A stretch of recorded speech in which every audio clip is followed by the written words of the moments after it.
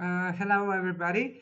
My name is Sanja Jerković. I come from the Ministry of Spatial Planning, Construction and State Assets, Croatia. I'm the head of the housing department as well as the communal affairs. To address the first question, the question of empty housing, I will just make a short introduction. As you more or less know, we are the youngest member state of the European Union. We are a relatively small country with only 3.8 million of inhabitants. And in all Croatia, we have around 2.3 million of housing units. From these 2.3 million housing units, 2 million are inhabited, and it is estimated that around 300,000 housing units, or 15% of the overall housing stock, is empty. So what to do with that question? I believe that a smart taxation policy should be adopted that would, in a way, stimulate the activation of these estates. This problem of empty houses and apartments is especially evident in the capital city, in the city of Zagreb, and along the coastline. Why? Because many people find this way of investment in real estate, they see it as a kind of investment that would allow them to save their money. And this problem of empty estates is basically a huge problem, which is being reflected on the local government, on the local citizenship, because like in all other European countries, as well as we have it also in Croatia, we have planning tools which are reflecting this strong desire to prevent the urban sprawl. And in other words, the urban plans are not leaving a lot of space for further development of the construction sites. So new construction is really hard. It's hardly reachable.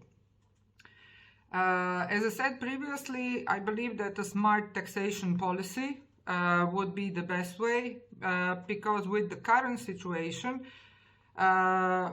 Croatia has become a sort of a tax oasis.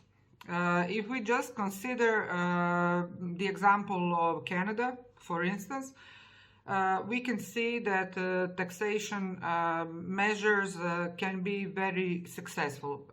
For all of you that are not familiar, Canada has introduced a tax of 2% for each estate which is not being used, and this tax is being built on the annual level.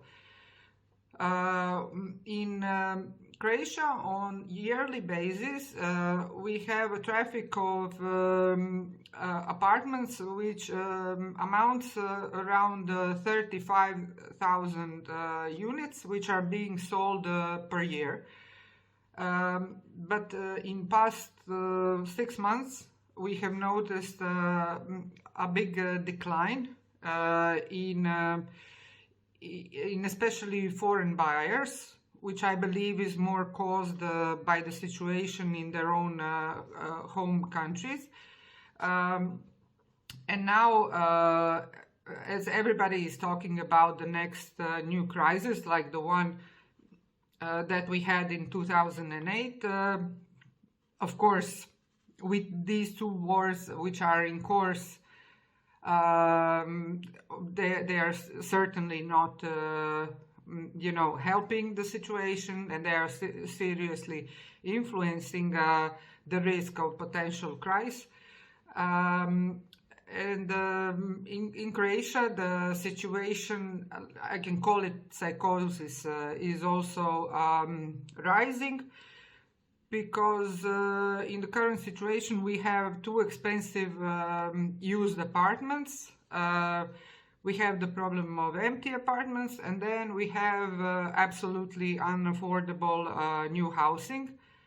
And as a state, we have taken this task to solve these problems seriously, because I don't want to be misunderstood. We don't want to, influence or in a way suppress the market, which is always regulated by the demand and what's offered.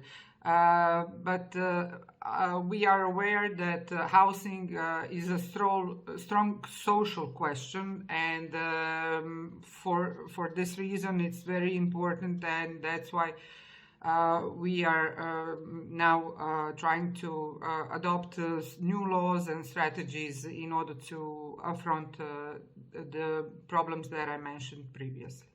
Thank you.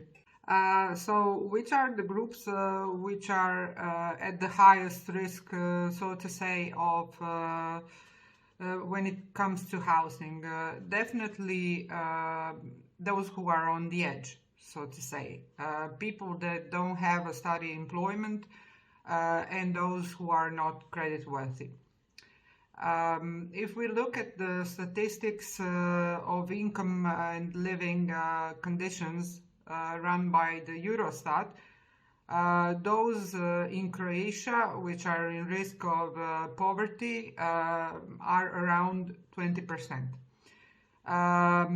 Higher rate of poverty risk in EU countries we can find only in Romania, Lithuania, Latvia, Bulgaria, Estonia, Italy and Spain.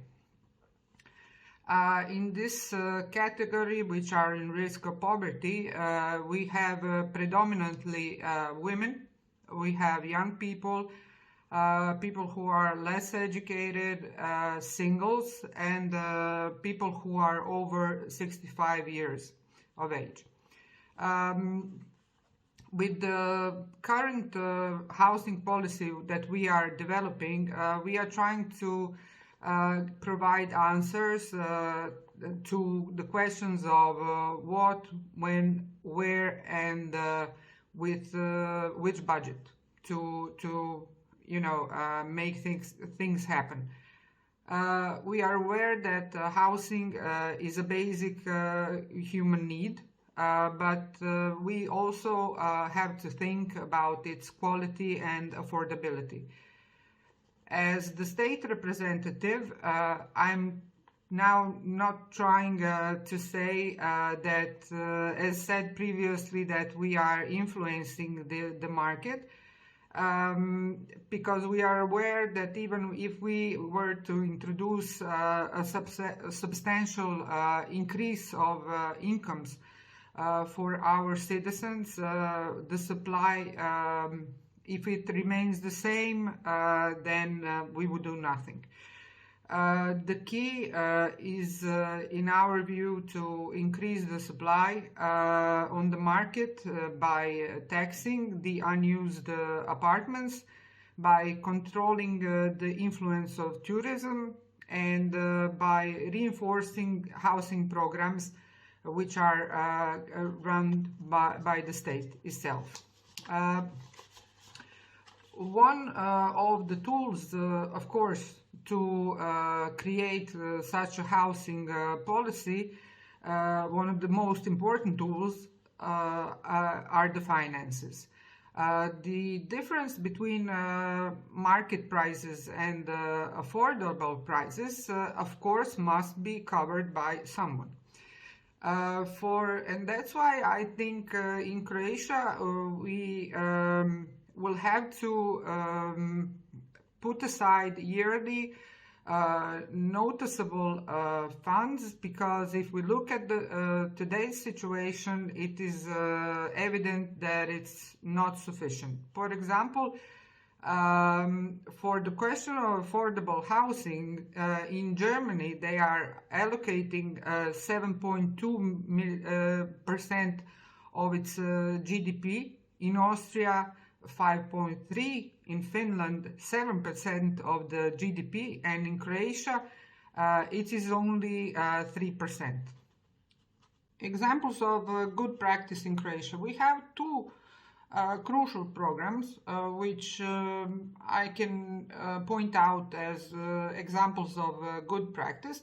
The first one is the program of socially encouraged housing construction, which began in 2001, and it's been recognized as a program that is allowing young families mostly to solve their housing question, because this program allows them to acquire a house on a lower price respect to the market prices, a house which is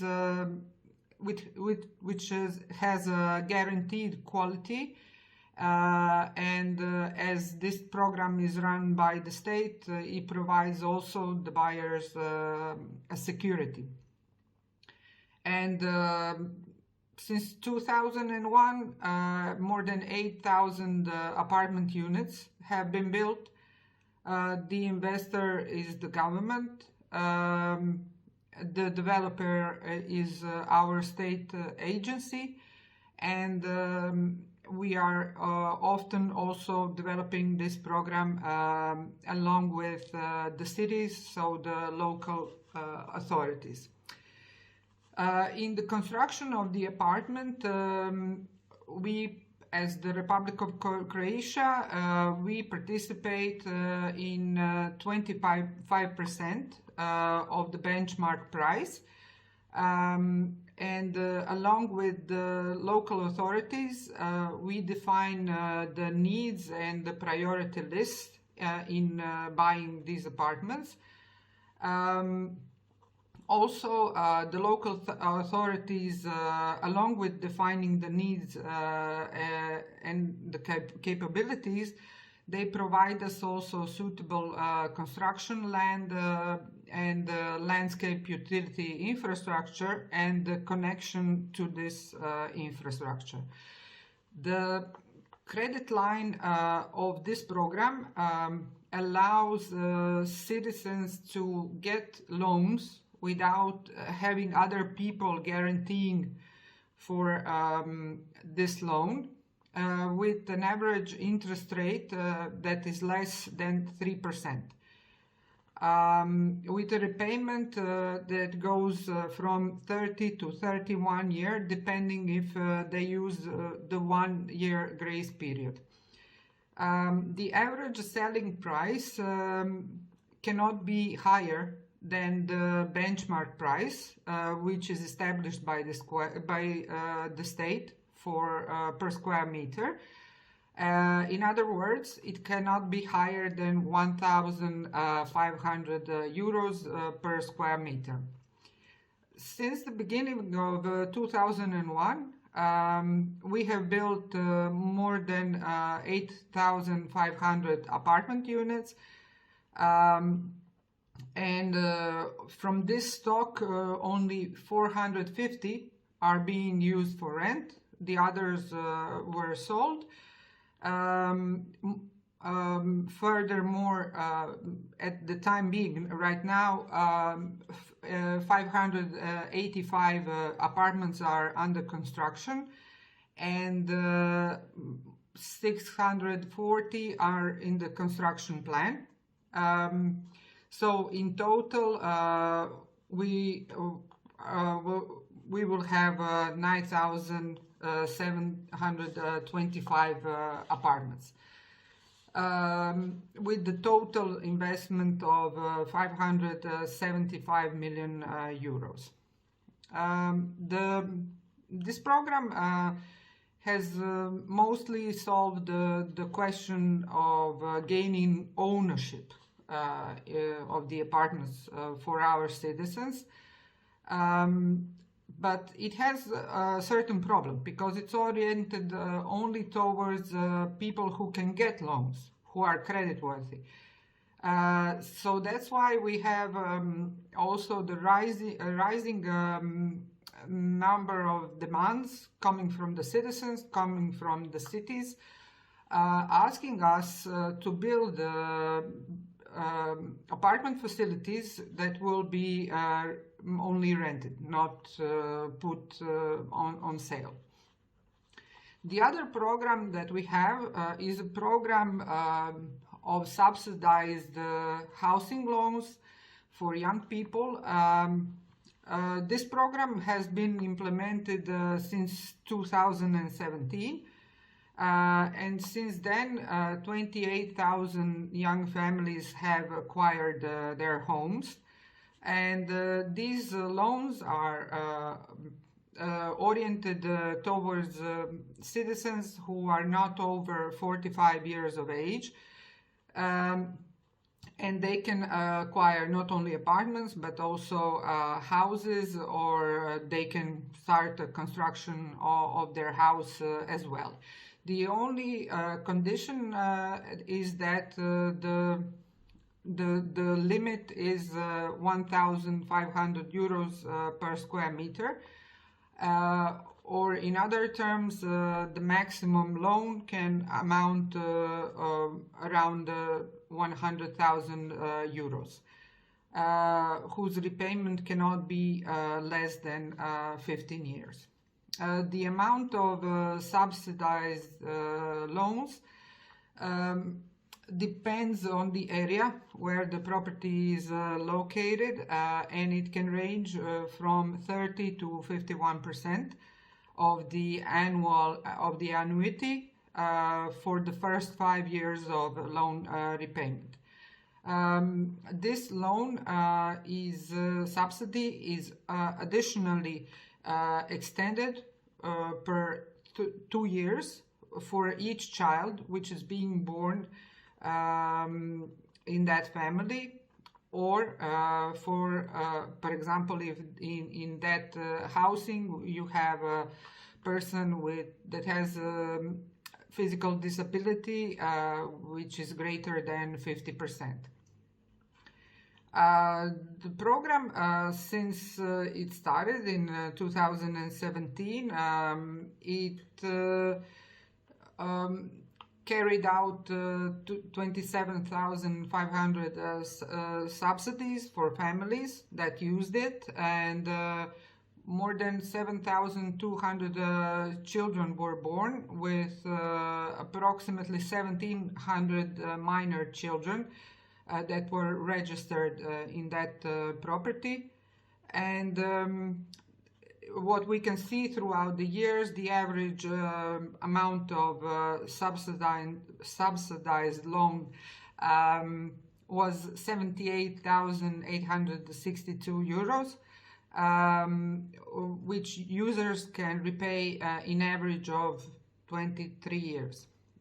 With the effective interest rate of 2%.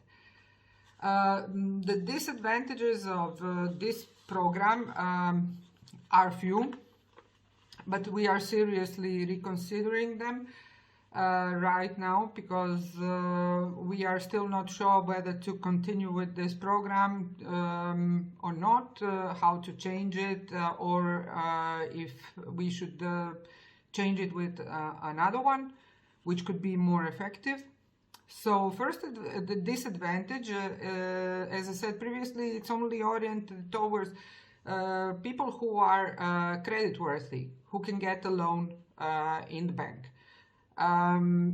The other thing is that it's being opened once in a year, so it's not opened during the entire year.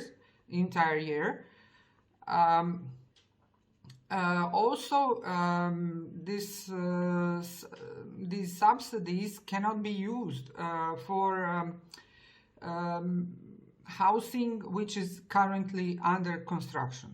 And the last, first of, and it's not the least, but it's well-established opinion that each time that we open a call for these subsidies, that the prices of real estate start going crazy, that in other words, that each time that the call for applicants is announced, that the prices start to grow, even though there is no relevant expert evidence of this. It's a common opinion that this program is causing the rise of the prices on the market. So, which is also, all of these facts are now the important inputs that are making us think a lot, as I said before, whether to continue with this program as it is, whether to improve it, and how. And if we can't find a way, we will surely, during the next year, have to replace it with another more efficient one. Thank you.